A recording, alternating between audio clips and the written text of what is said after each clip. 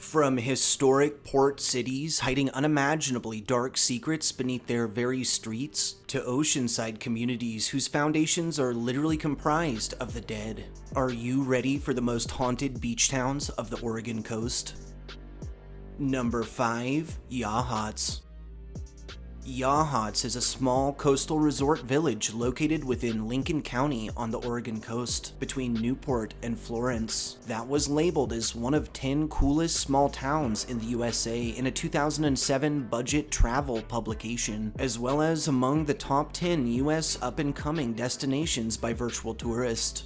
Astoundingly, archaeological evidence shows the area that holds Yachats has been inhabited by man for at least 1,500 years, possibly much longer, with the town itself initially being built atop seashell middens and graves left by past inhabitants. In 1855, to prepare for homesteading, many native inhabitants were forced into the site of modern-day Yachats. With the passing of the Dawes Act in 1875, homesteaders began to trickle into the area. The first post office was established in 1892, with the community calling itself Ocean View. In 1914, the United States Forest Service cut a road into the cliff face surrounding Cape Perpetua, constructing a wooden crossing that spanned the Yachats River, while opening a travel route between Ocean View and Florence to the south. Ocean View was renamed as Yachats in 1917. In 1926, the wooden crossing was replaced by a steel bridge, and in 1931, the Cape Perpetua section of the Roosevelt Memorial Highway, now Highway 101, was officially opened. Today, Yachats is a popular tourist destination and plays home to a wide range of plant and animal life, as well as some fun and fascinating shops, restaurants, and a brewery. During early construction of the city, as well as further construction of the highway, a number of skeletons and remains were unearthed. Some that were reburied, others that were built right over or even incorporated into foundations. All across town, local legend claims that night brings in the strange, and many report shadowy figures that prowl the streets, full-bodied apparitions sighted roaming about, and otherworldly sounds in the skies. At the Heceta Head Light, which was constructed in 1894 and today is operated as a bed and breakfast inn, many describe encounters with a female apparition dubbed the Grey Lady. Nicknamed Rue, this spirit has been sighted across the property, usually watching the living from a distance from the shadows. Some claim that in life she was the mother of a child buried nearby, or, according to other versions of the tale, the wife of an assistant lighthouse keeper whose daughter wandered too close to the cliffs and fell over, resulting in her later taking her own life out of grief. Whatever the case, many visiting the light report hearing wailing emanating from thin air, doors opening and slamming violently shut on their own, objects sighted moving by themselves, and the constant feeling of being watched. Lastly, one legend from the Sislaw people tells that the cliffs throughout Yachats were created when the animal people built a great stone barrier for protection against the 5 grizzly bear brothers. Legend furthers to tell that the animal people tricked the bears into coming to Heceta Head, where they threw all but the youngest from the cliffs to their deaths. To this day, many have encountered a strange bear in surrounding forests, seemingly too large, with a certain feeling of wisdom emanating from it that, once spotted, always disappears into the surrounding trees. Number 4. Newport.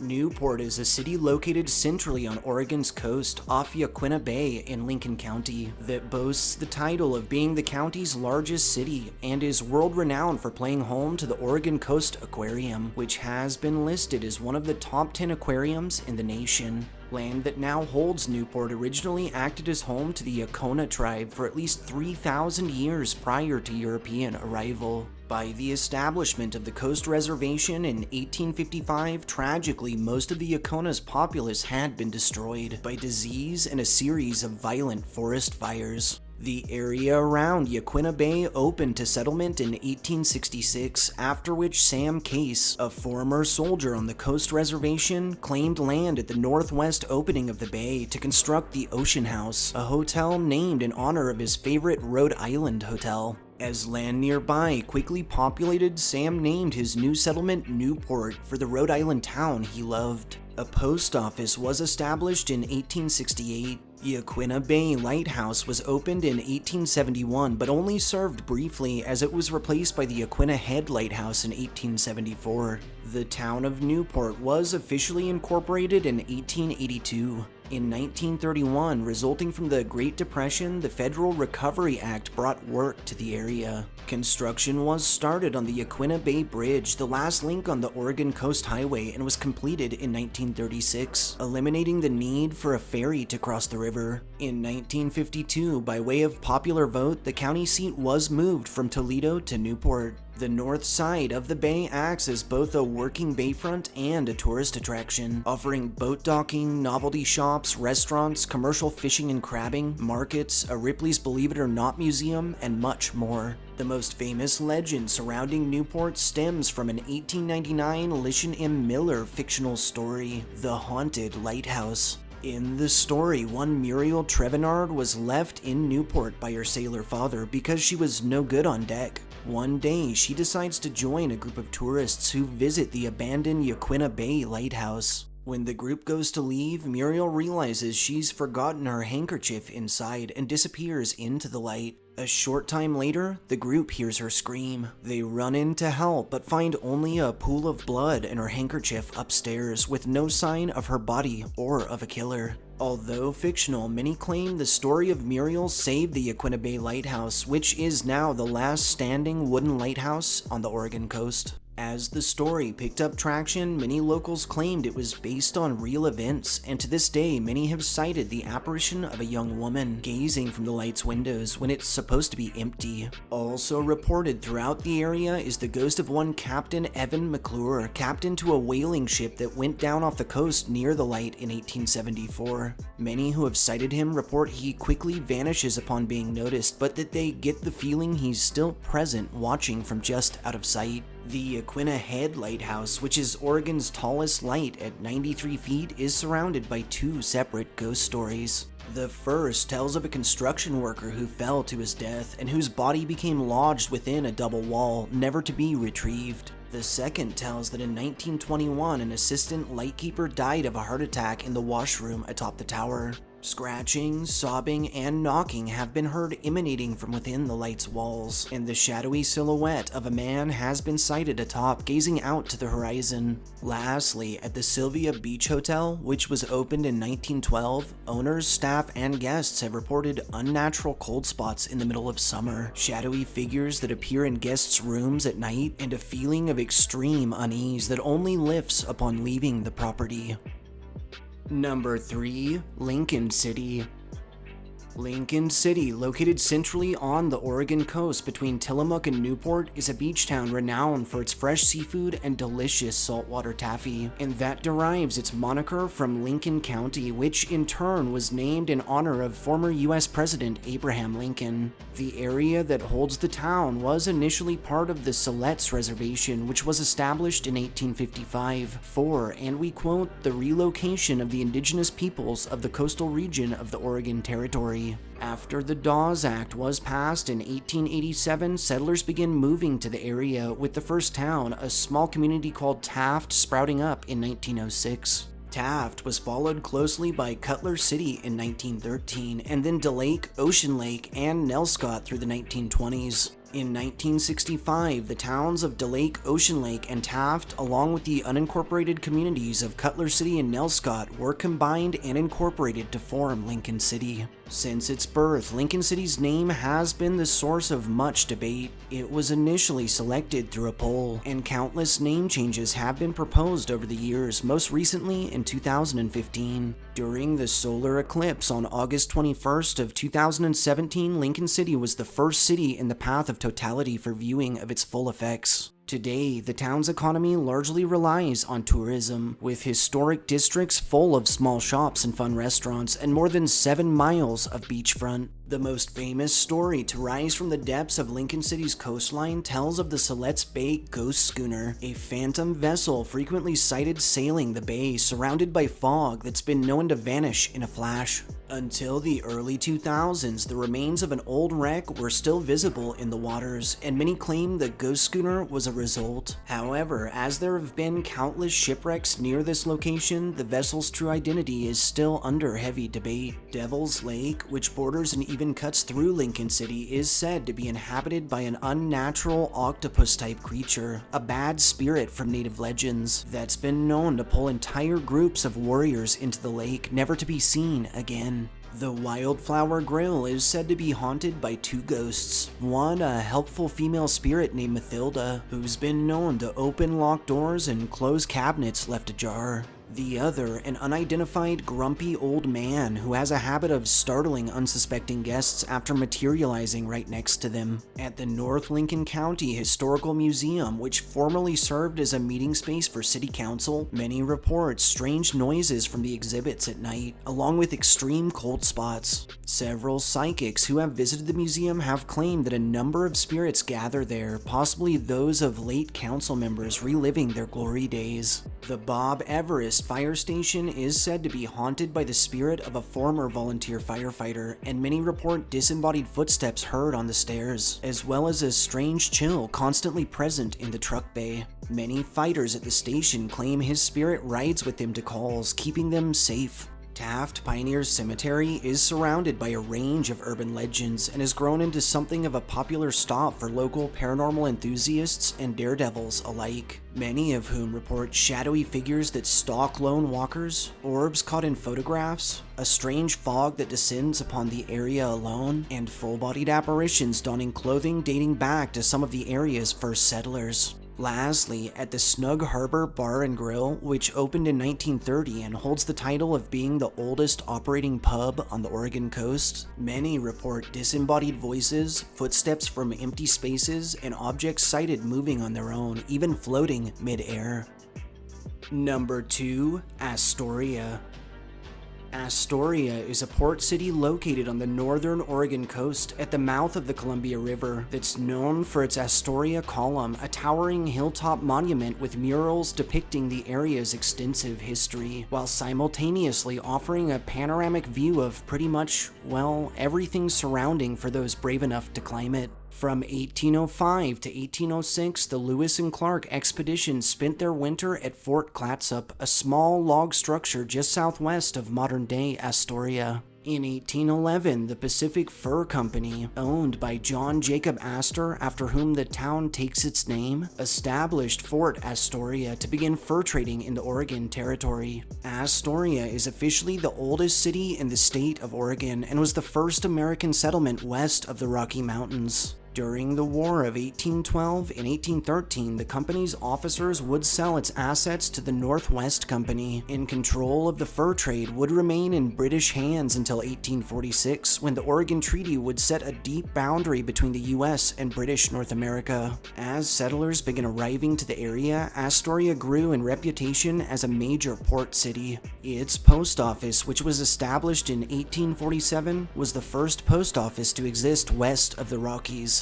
In 1833 and again in 1922, downtown Astoria was devastated by large fires, but following each blaze, the city was quickly reconstructed. In 1966, the Astoria-Megler Bridge was opened for transit, linking Astoria with Washington on the northern bank of the Columbia. Today, the city's economy is driven off a mixture of tourism, manufacturing, logging, fishing, and a growing arts scene. Iconically, Astoria remains the trading center for the lower Columbia Basin. According to local legend, Oregon's oldest city might also just be one of its most haunted, with a range of stories surrounding the area's many shipwrecks, as well as those detailing the thousands shanghaied through the old Astoria underground. All throughout the city, especially at night, many report shadowy figures that dart about, apparitions in old-fashioned clothing, and the disembodied sounds of voices, footsteps, and life heard emanating from empty buildings after close. The Flavel House Museum was a home constructed for Captain George Flavel and his family that was converted into a museum in 1951. Ever since renovations, paranormal activity has been reported across the property, including disembodied voices, ghostly music, and a strange floral scent, like that of old perfume. A number of full-bodied apparitions have been sighted here, most matching the descriptions of various members of the Flavel family, leading many to believe their spirits may simply be enjoying their beloved abode from the other side. The Liberty Theater, which is part of the Astor building, opened its doors in 1925 as the first theater to re-establish itself following the 1922 fire. The theater is said to be haunted by a ghost dubbed Handsome Paul, who manifests as a good-looking man in a fancy suit and whom has a habit of flirting with female patrons. Also reported throughout the theater are the soda fountains and popcorn machines running on their own, objects moving by themselves, strange knocking sounds, and the spirit of an unidentified elderly woman. The Uppertown Firefighters Museum, which was originally constructed in 1896 as a brewery, and which actually held a fire station itself for a short time, is said to be haunted by the spirit of a firefighter from the 1920s, possibly attached to gear held in displays. Lastly, amidst a slew of tales surrounding various sea monsters, one of the more famous legends to emerge from Astoria tells of Colossal Claude, a 40-foot-tall creature with a horse-like head, barnacled ridges, and a long tail, who frequents the mouth of the Columbia. Number 1. Cannon Beach. Cannon Beach is a small coastal city located in Clatsop County on the northern Oregon coast that's known for its long sand beaches, and that was listed among the world's 100 most beautiful places in a 2013 National Geographic publication. Land that now holds Cannon Beach as well as much of the surrounding area is part of the traditional territory of the Tillamook tribe. In 1805, members of the Lewis and Clark expedition returned to their operating camp at Fort Clatsop with blubber from a whale that had come ashore right near Cannon Beach. In 1806, William Clark, Sacagawea, and several additional members of their team visited with local tribes trading for whale blubber. Clark named what is now Ecola Creek Ecoli, after the Chinook word for whale. Early settlers would later rename the current as Elk Creek, around which they would form a community sharing its moniker. In 1846, a cannon from the USS Shark washed ashore a few miles south of the community. This cannon later inspired the town's name change to Cannon Beach in 1922. At the same time, Elk Creek was renamed Ecola Creek in honor of William Clark's original name. When Highway 101 was completed in 1931, it originally ran straight through Cannon Beach. In 1964, however, the Good Friday earthquake resulted in massive tsunamis that hit the Pacific Northwest, flooding the area and destroying the highway bridge. A bypass was later constructed around Cannon Beach along the 101 route.